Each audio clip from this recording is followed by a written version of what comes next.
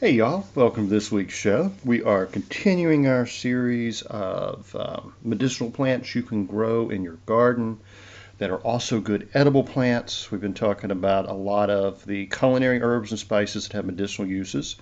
And last week we began talking about I call them wild cards. These are plants like we talked about the docks and sorrels last week that will be better tasting and such if you grow them in your garden, but you can find plenty of them in the wild. So I don't grow these. But one that I absolutely prioritize, and I'll start with today, is Nasturtium. Now, Nasturtium is really cool.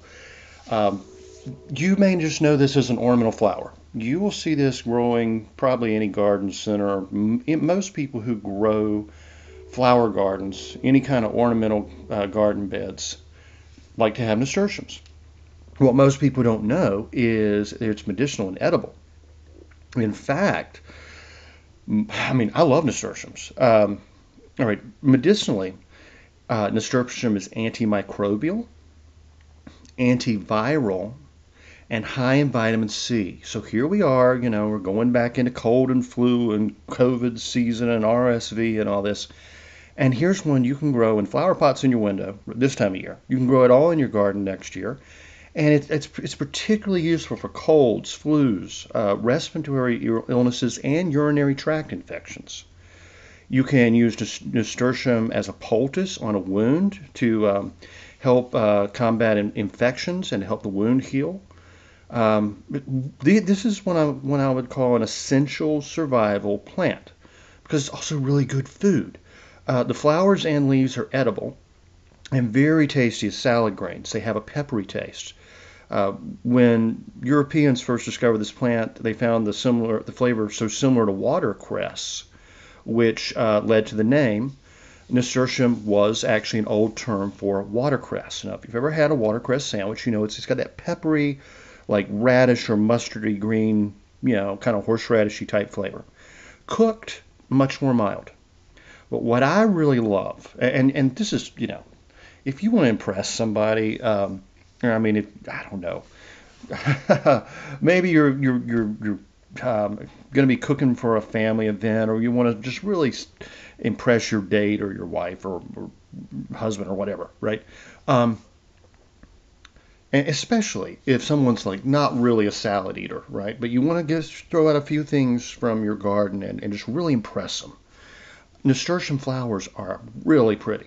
You can make a salad of mixed greens, maybe chop a few chives on there and grab some nasturtium flowers, maybe some borage flowers, and you have just the prettiest plate imaginable. You put that beside a steak, and who isn't going to be happy?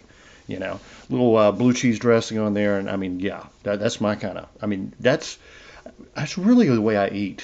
I mean, I'll grab some fresh herbs and some fresh stuff from the garden to go with my on the side of my scrambled eggs in the morning, or throw it in with an omelet. Uh, for lunch, it may be smoked fish or and a salad. Um, Mixed herbs and vegetables. For dinner, big old cut of beef or venison or whatever I got. Um, Half a rabbit, whatever, with a nice pile of fresh salad greens right there. And I love it. Honestly, I'll throw a few red clover blossoms in there. Gosh, there are a lot of really good edible flowers. Roses are edible. Violets are really good. And we've talked about all that before. But the nasturtium has that nice peppery flavor that I really like. If you like horseradish, if you like mustard greens, you're gonna really enjoy nasturtiums, and they're so packed with vitamins. The coolest thing, though, in my opinion, is the buds. The unopened flower buds can be pickled, and they're like capers. They're really good. In fact, they have a better flavor, in my opinion, than actual capers. So you can pickle them with vinegar and salt, or you can do a fermented pickle. Actually, all those recipes are in my book, The Omnivore's Guide to Home Cooking. Oh, let me go ahead and before I forget it, I'll have this in the show notes. James, the head guy here at Prepper Broadcasting, put out the annual Preppers gift catalog. It's a PDF form. You'll see all the hosts, all the broadcasters, our books, various stored food items, tools, everything. The perfect gifts for preppers are in there. So I'm going to put that on the in the show notes. And I'm sure you can find it on the site already, but we're going to be posting this all over our social media, so you'll see it for the next few days. I love it when you buy my books. That's how I make my living. And as I always say, I'd love to be under your Christmas tree. And if, don't forget the spoons and such that I carve. In fact, this 2 days ago, Monday, I smoked a turkey, intending it to be for Thanksgiving. It may not make it that far, because I smoked it with wild cherry and birch wood that were scraps from the spoons I have carved. I've always got plenty of wood chips. So I got just a little bit of lump charcoal in there just to, for the heat, and then just a handful of wood chips at a time. And I mean, turkey smoked with wild cherry and paper birch may be the very best smoked meat combination I've ever found. It is phenomenal. And you can see, if you go to judsoncarrollwoodcraft.substack.com, you can see a couple of cherry birch spoons from which that wood came, and they're for sale. And they make great Christmas gifts. Don't forget that. Now, let's get back to Nasturtium. Nasturtium is, look it up. This is one of the prettiest flowers there is. And it has a trailing habit, kind of vines, grows really well between other plants, and it can be trellised. What's nice about growing it in your garden is it actually has properties, oils that are a natural insect repellent, and can help protect your vegetables from pests. Nasturtium grows fine in full sun or partial shade, and it really doesn't require much in terms of soil fertility or water. It's just one of the easiest plants to grow. And like I said, to me, I'd have nasturtiums and garlic and maybe sages and mints on hand just for survival.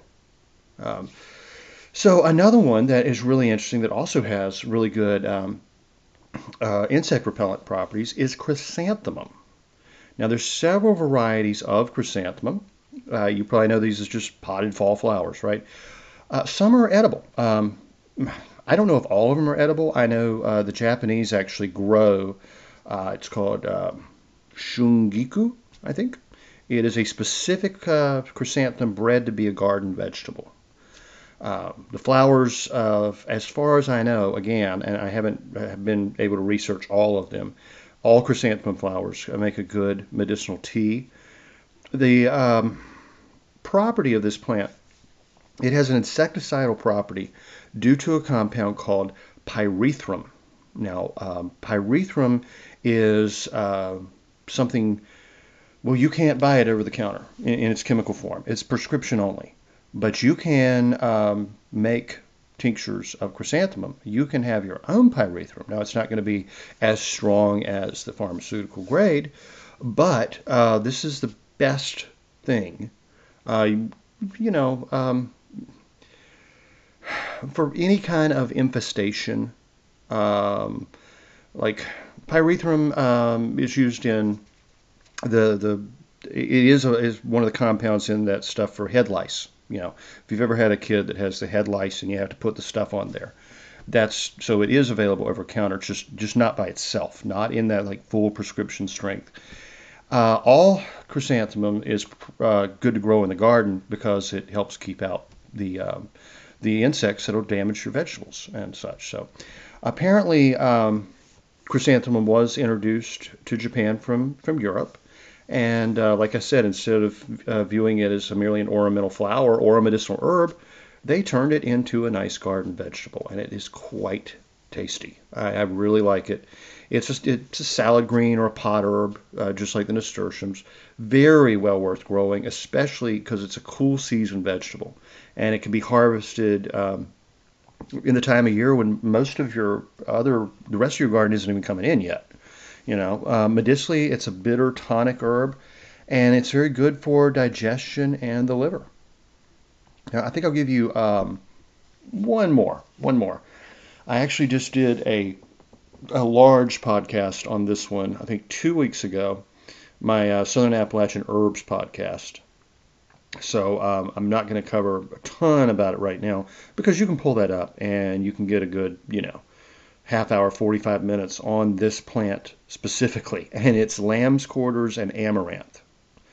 These are, it's so ridiculous that people consider these weeds. Okay. Um, these, amaranth was like one of the staple grains for Native Americans.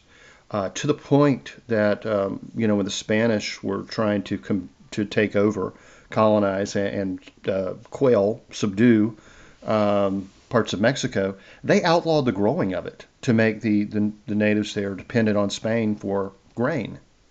I mean, it was, along with chia seeds and some of the other grains that they ate, yeah, there was actually laws against it.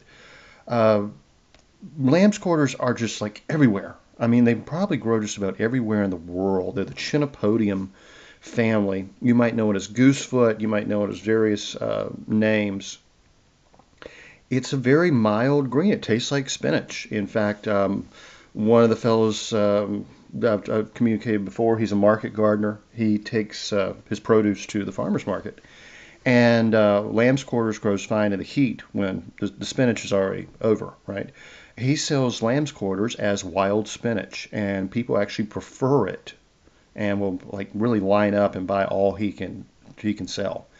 Excellent, very very nutritious. This is survival food as both the amaranths and the lamb's quarters as both vegetable and for the grain. There are ornamental varieties. You may see Love Lies Bleeding is one. You'd be amazed, like 10,000 seeds. I mean, no, 100,000 seeds from like one flower head. I mean, this is absolutely a survival plant. And it's like the docks and sorrels, you're going to see it growing everywhere. I've seen lamb's quarters growing in, a Walmart parking lot, just coming up in the medians. Can't harvest it there because of the runoff and such, but it will grow in the worst conditions. Um, Excellent pot herbs, excellent grains. By definition, it's not a weed. Even though it's considered a weed, it's not a weed. It's a native plant to the Americas. It's a native plant to Europe. It was written about by Dioscorides and one of the favorite foods of like every Native American tribe. Um, I don't know why people started calling it a weed. That makes no sense at all. Um, the billions of dollars spent by Americans every year trying to get rid of lamb's quarters and dandelions is ridiculous. Um, the plants, like I said, they can be weedy or they can be cultivated like the Love Lies Bleeding and other really pretty amaranths. Common goosefoot is also called pigweed. All of them, the leaves can be eaten raw or cooked. The seeds may either be milled into a flour or eaten whole or turned into a porridge. I often toss a handful of the seeds just with wheat flour into my sourdough, just to add a little crunch and extra nutrition to a loaf of bread. I mean, it's just really good. Native Americans usually made something of a porridge of the seeds, cooking them in hot water. You can sprout them. You can eat them as sprouts. Um, the seeds are extremely nutritious, high in amino acids, vitamins, and minerals. And medicinally, the herbs are astringent and diuretic, useful for bleeding and diarrhea, and may be used as poultices for wounds. So that is three just fantastic plants. Um, you're going to find plenty of lamb's quarters growing wild, but they're going to be bigger and tastier if you grow them in the garden. The amaranths are so pretty, and nasturtiums and chrysanthemums. I don't care if you live in like the most strict HOA, POA. I mean, with literally the, community Nazis coming around checking to see what you're growing. These are such pretty flowers that no one's going to think you're growing food or medicine. And absolutely, absolutely prioritize these as part of your survival garden. So all this information comes from Growing Your Survival Herb Garden for